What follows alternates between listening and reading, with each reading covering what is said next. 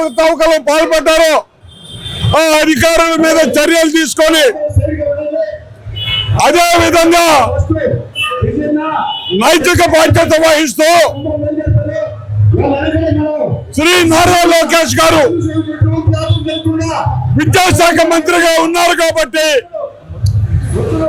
వారిని రాజీనామా చేయాల్సిందిగా మేము కోరుకుంటూ ఈ ర్యాలీని మేము ఈరోజు శాంతియుతంగా ఈ ర్యాలీని నిర్వహిస్తా ఉన్నాం.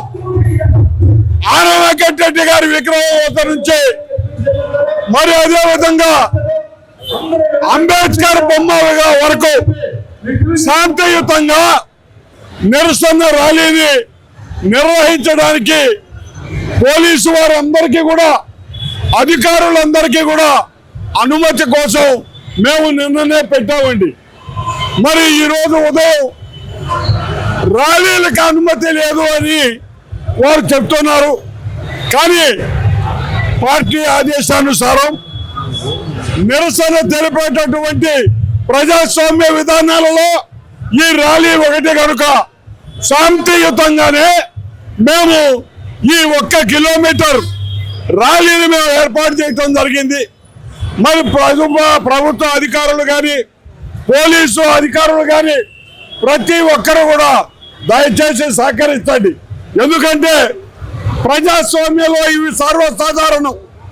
ఎప్పుడైనా ప్రభుత్వం తరఫున వారికి తెలుసో తెలియకో ఒక పొరపాటు జరిగితే ప్రతిపక్ష సభ్యులుగా ఆ పొరపాటుని ఎత్తి చూపటం ప్రతిపక్షాల బాధ్యత. కాబట్టి మేమందరం కూడా వైఎస్ఆర్ కాంగ్రెస్ పార్టీ తరఫున మేము ఒకటే అడుగుతున్నాం.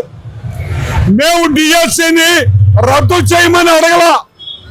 అర్హత కలిగిన వారికి మీరు ఉద్యోగాలు ఇస్తే అవి క్యాన్సిల్ చేయమని అడగల. స్పోర్ట్స్ కోటాలో నియమ నిబంధనలకి వ్యతిరేకంగా ఎవరికైతే స్వలాభం కోసం మీరు ఇచ్చారో అటువంటి వాళ్ళ మీద విచారణ చేయండి. అర్హత కలిగినటువంటి వారికి న్యాయం చేయండి అని మాత్రమే మేము కోరుతున్నాం.